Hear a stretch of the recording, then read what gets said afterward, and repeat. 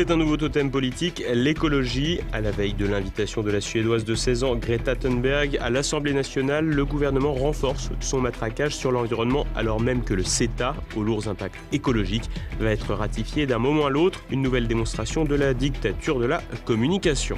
Alors que de nombreux débordements étaient attendus à l'issue de la finale de la Coupe d'Afrique des Nations, les célébrations algériennes se sont déroulées dans un calme très relatif. Un chercheur guinéen a même été battu à mort. Des navires arraisonnés dans le détroit d'Ormuz, des espions de la CIA interpellés et un drone iranien abattu. En une semaine, la crise dans le golfe Persique semble avoir atteint son paroxysme avec toujours en toile de fond le risque d'un conflit ouvert. Madame, Monsieur, bonsoir. Sauver la planète, lutter contre le réchauffement climatique, les promesses de l'exécutif s'enchaînent. À grand renfort de communication, Emmanuel Macron veut s'ériger en défenseur vert, une image aussi soignée qu'usurpée. Coup de chaud sur l'Assemblée. La Suédoise Greta Thunberg, chantre médiatique de la lutte pour le climat, est accueillie en grande pompe au Palais Bourbon mardi. Hasard du calendrier, c'est aussi le jour où devraient être ratifiés sans mal les accords commerciaux avec le Canada, le CETA, réputé pour ses conséquences néfastes sur l'environnement et la santé. L'ancienne bonne prise de la Macronie, Nicolas Hulot, qui précédait François de Rugy au ministère de la Transition écologique, n'a pas hésité à sortir de sa diète médiatique pour rappeler les ravages que pourrait engendrer un tel accord. En effet, l'ancien locataire de l'hôtel de Roquelaure a signé une tribune sur France Info pour exhorter les députés à ne pas voter en faveur du texte. Une tribune qui fait écho aux 7 députés canadiens qui avaient également rédigé une lettre ouverte la semaine dernière à l'intention de leurs homologues français dans le même but. À l'époque de son portefeuille ministériel, Nicolas Hulot avait déjà témoigné de son opposition au traité pour son impact écologique. On va mettre en place ce qu'on peut appeler une forme de veto climatique qui doit nous assurer dès maintenant que les dispositions qui sont destinées à mettre en œuvre nos propres engagements climatiques ne puissent en aucun cas, et notamment dans le cadre des tribunaux d'arbitrage, être attaquées par un investisseur. Donc ça, c'est une de nos priorités. Un veto climatique finalement resté lettre morte puisque, cas peu banal, le CETA a été appliqué pour une prétendue période probatoire avant même sa ratification. D'ailleurs, Nicolas Hulot confesse nettement dans sa lettre ouverte que ses ambitions pour encadrer le CETA sont tombées aux oubliettes. Pas d'encadrement des OGM, pas de garantie sur l'utilisation des farines animales et principe de précaution au placard. L'ancien animateur d'Ushuaïa a subi une véritable douche froide, de quoi faire comprendre que le dossier avait déjà dû peser lourd au moment de sa démission. C'est donc bien un coup de com' que veut réussir la majorité en faisant intervenir Greta Thunberg le même jour à l'Assemblée nationale. Fidèle à la stratégie du « en même temps » cher au président, la majorité va donc repeindre en vert sa casse écologique avec l'image du jeune gourou scandinave. Dimanche, Greta Thunberg a reçu le prix Liberté de la région Normandie aux côtés de 2 vétérans du débarquement. Pas de doute, tout est l'occasion de vanter ses mérites. Et si beaucoup considèrent que la jeune Suédoise est manipulée, on peut aussi s'étonner qu'elle accepte de se prêter au jeu politique en faisant la leçon à l'Assemblée le jour même où sera adopté le CETA, un jeu auquel de nombreux députés des Républicains et du FN, mais aussi de gauche, ont déjà refusé de prendre part. La vague algérienne ne se sera finalement pas transformée en tsunami. Vendredi soir, à l'issue de la victoire des Fennecs en finale de la Coupe d'Afrique des Nations, des supporters ont célébré leur titre partout en France. Une retenue globale qui n'aura pas permis d'éviter la mort d'un chercheur guinéen, Thibaut Bastide. Le désastre annoncé n'a finalement pas eu lieu, en tout cas en apparence, alors que les dernières rencontres de la sélection algérienne ont systématiquement été accompagnées de scènes de liesse partout en France, dérivant vers des débordements, des scènes de pillage et la mort d'une mère de famille à Montpellier, avant de panique à souffler la semaine dernière en prévision de la finale de la Coupe d'Afrique des Nations. Ainsi, un large dispositif de sécurité avait été mis en place vendredi en prévision des célébrations. Comme attendu, une déferlante algérienne s'est abattue sur Paris, Marseille et Lyon notamment pour fêter la victoire finale des Fennecs. Si tous les voyants étaient au rouge, la nuit n'a pas été aussi chaotique que les craintes le laissaient penser. En effet, les dizaines de milliers de supporters algériens ont célébré le titre des Fennecs à coups de klaxons, de fumigènes et de chants.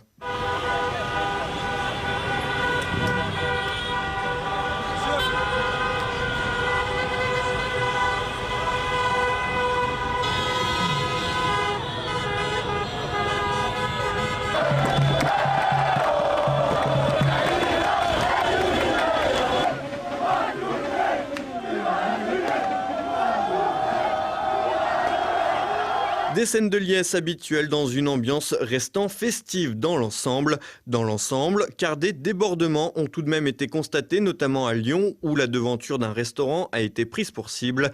Malgré cela, les supporters algériens présents sur les Champs-Élysées ont tenté de calmer le jeu. Voilà, on a fait la fête, on a bien fait la fête, et voilà, l'Algérie gagne. Mais il n'y a pas de casseur comme ils disent les autres. Il n'y a pas de casseur, on n'a rien vu. Même demi-finale, j'étais là. Il n'y a pas de casseur. On était bien, on a s'amusé, on supporte notre équipe. Et voilà, c'est comme ça, c'est le foot, c'est comme ça. Et il y a le gagne, il y a pardon, c'est ça le foot. Et voilà, à la fin, on est content. Vive l'Algérie! Vive l'Algérie, vive la France. Ils sont en train de dire, les jeunes Algériens sont des supporters, ils sont en train de taper, de faire des bêtises, de casser. Ce n'est pas vrai. On est là, en train de fêter notre victoire. Vous êtes les Français, c'est le champion du monde. Nous, on est champion d'Afrique. C'est normal que les jeunes et les familles algériennes veulent fêter. Et c'est pas logique que la police tape gratuitement la jeunesse algérienne. Ce n'est pas juste. Donc vous avez tout filmé, je vous invite, monsieur, à dire la vérité aux médias, à Madame Le Pen, etc. et compagnie. Merci, bonsoir. Vive l'Algérie. Les policiers tapent gratuitement les supporters algériens. Dans les faits, ce n'est pas vraiment le cas puisque les représentants de la force publique ont été à plusieurs reprises visés par des jets de projectiles. Au total, à travers la France, 198 individus ont été interpellés et 177 ont été placés en garde à vue, selon un bilan du ministère de l'Intérieur établi samedi matin. Un bilan plus faible que lors du quart de finale de l'Algérie 10 jours auparavant. Il faut dire que la tension était palpable après les épisodes précédents. Ainsi, des consignes ont certainement été passées au sein de la communauté algérienne afin de limiter les risques de débordement et donner tort par la même occasion aux forces politiques hostiles aux célébrations algériennes.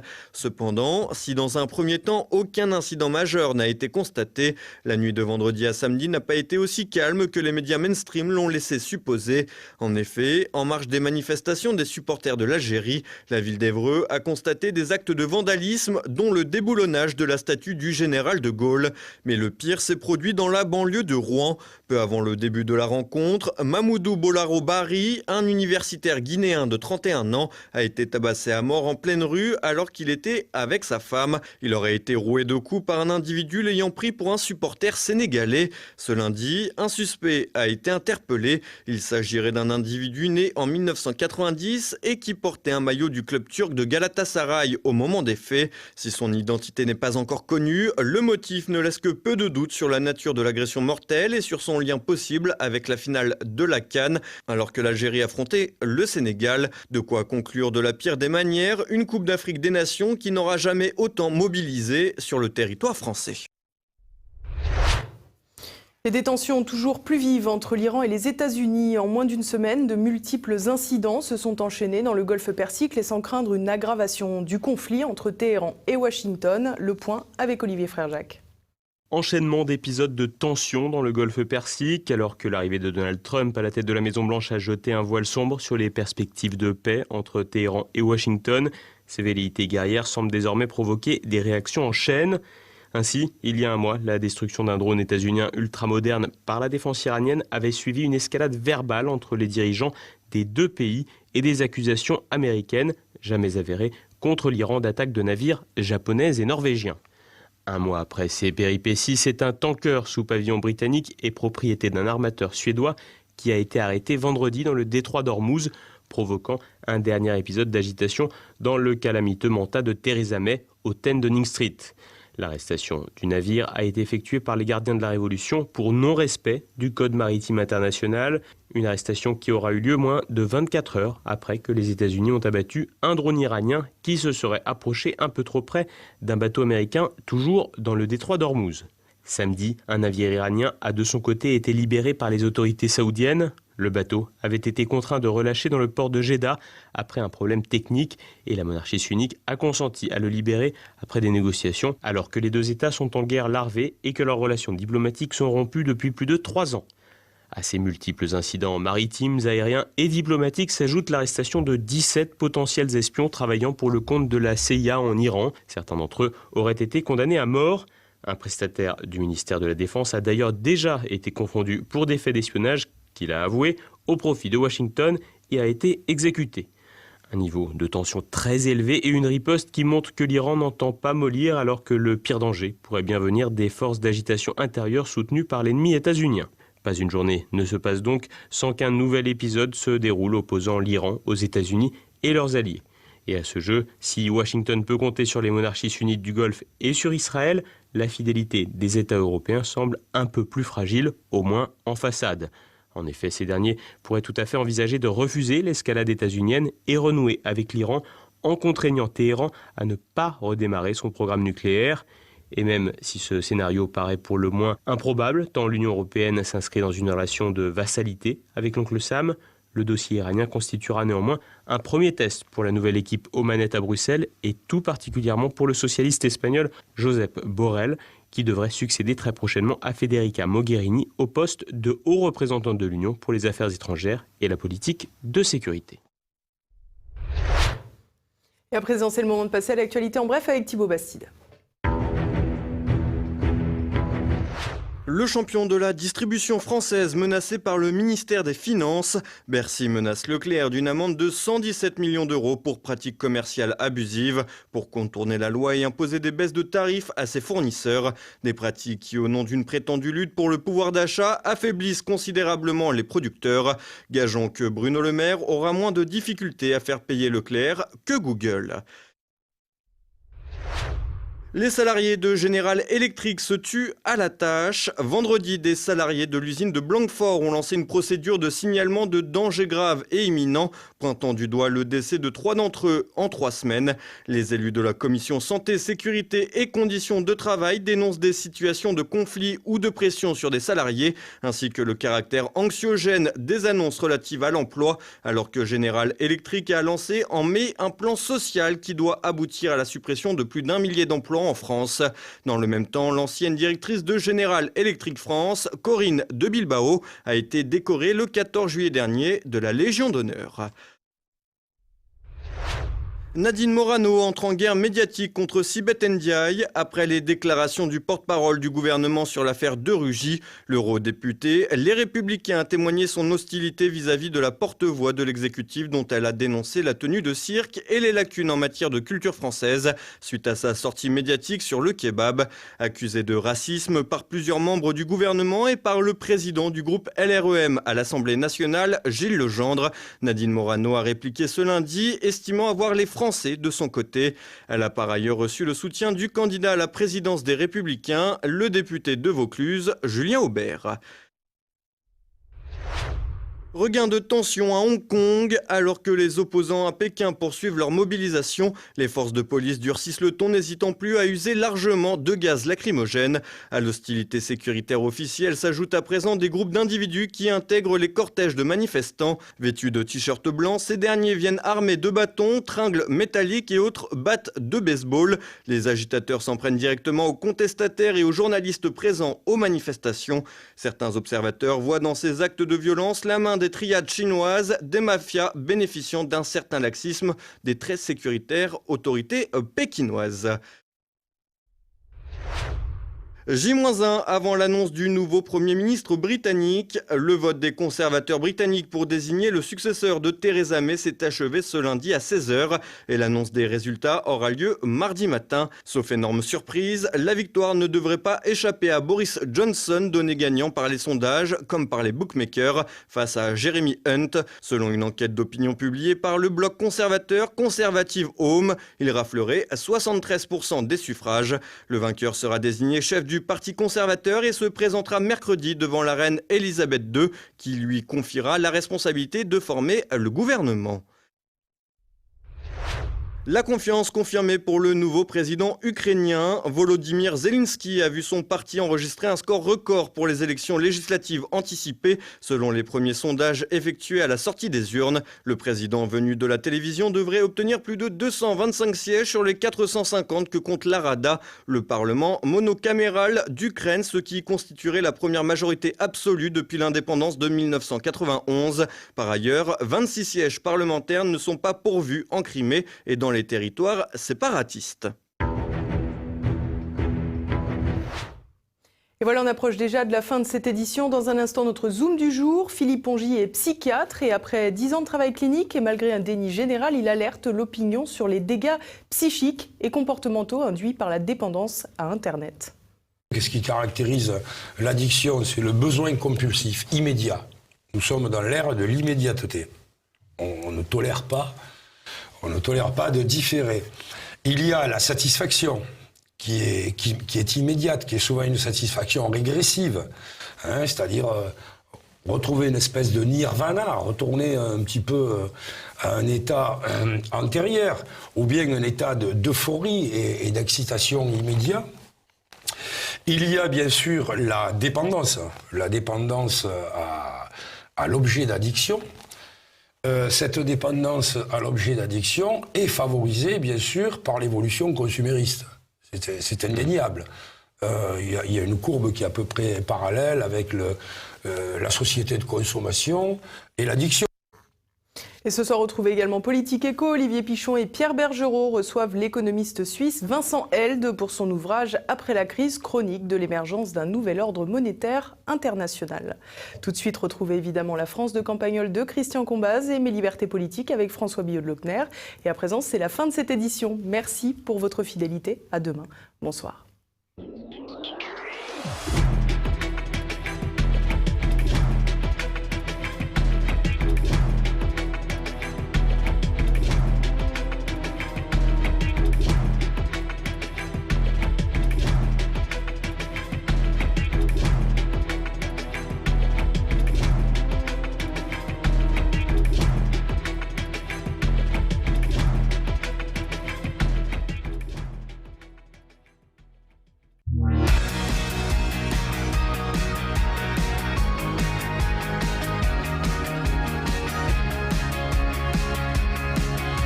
Je suscite ici, par ces commentaires et ces anecdotes, je suscite très souvent même la réaction « de toute façon, ça fait longtemps que je ne regarde plus la télé » ou « de toute façon, j'ai plus de télé ». Parce que je parle souvent de la télé. Et je suscite aussi, moins souvent quand même, la réaction « vous pourriez de temps à autre essayer de nous dire des trucs positifs ». Ben, réjouissez-vous, je vais vous parler à la fois de télé et de trucs positifs. D'abord, la télévision, grâce à la TNT, est devenue haute définition il y a longtemps maintenant, et même à Campagnol, dans les foyers les plus modestes, puisque le prix des postes de plus d'1 mètre de diamètre a beaucoup baissé, on voit apparaître ces écrans géants. L'objection habituelle est très recevable, c'est généralement chez les gens, si c'est pour regarder Hanouna ou cette cinglée de Christine Angot en HD, ça vaut pas le coup. Même en relief, ça vaudrait pas le coup, on verrait pas où est l'intérêt. L'objection aussi un peu moins habituelle, mais tout aussi recevable, c'est qu'un film cruel américain, vous vous excuserez le pléonasme, en ultra HD, on voit pas très bien non plus où est le progrès. Et en effet, on est impressionné par la coïncidence souvent entre tout ce qui choque, tout ce qui est barbare et la qualité de l'image qui augmente chaque année. Mais il y a des aspects quand même beaucoup plus rassurants et plus invisibles, qui sont moins remarqués de tout ça. Et là, je voudrais témoigner de la passion que certaines personnes âgées, dont ma mère par exemple de 89 ans, ont développée pour les belles images des documentaires, notamment des documentaires animaliers, mais aussi les châteaux survolés par des drones, les crêtes dans les Carpates, les monastères au nord de la Grèce, les lamasseries du Tibet. Quand on regarde les octogénaires de Campagnol, on s'aperçoit qu'ils s'octroient de vrais moments de contemplation en haute définition et que la beauté du monde, les couleurs, les cascades, les coraux, l'espace, tout ça les plonge dans une sorte de réflexion permanente. Tout ça élargit leur champ de conscience bien davantage que leurs propres parents et grands-parents n'auraient pu le faire au même âge, alors qu'un débat sur LCI rend la conscience plus étroite sans cesse et rend souvent les gens méchants au café. Or, on peut observer une chose, c'est que pour avoir accès à tout ce qui est beau, calme, rassurant, culturel au sens noble à la télévision, eh bien les vieux doivent payer désormais toujours davantage, dans la plupart des cas, des chaînes qui étaient autrefois dans l'offre gratuite. elles sont devenues payantes et le rapport entre ce qui est noble et ignoble sur la bande TNT se dégrade sans cesse au détriment des choses nobles. C'est simple, nous avons de plus en plus de chaînes de pure propagande gouvernementale qui n'hésitent pas à commencer une phrase ou deux sur deux par « on peut quand même saluer la prévoyance du Premier ministre » ou bien Emmanuel Macron a fait preuve de pédagogie, etc. Le tout entrecoupé de publicité en anglais pour des voitures à 30 000 €. Et le tout aussi présenté par des filles de 30 ans et de toutes les couleurs. Mais le documentaire sur les cigognes ou sur les grands barrages ou sur la Provence romaine, eh bien, il n'occupe plus que 10% de l'espace gratuit sur la TNT. Eh bien, pour une fois, non seulement on peut être quand même optimiste sur la nature humaine quand on voit que les vieux adorent regarder la vie des animaux et pas Hanouna, mais on peut proposer des mesures. Par exemple, il faut plus consentir désormais à la diminution de cette vision contemplative du monde et pratiquement inclure dans le service public de force une chaîne ou deux qui la met en veilleuse et qui nous montre ce qui est beau, paisible, ce qui fait réfléchir et ce qui fait rêver. Voilà, c'était le sujet du jour. Je vous remercie. Abonnez-vous.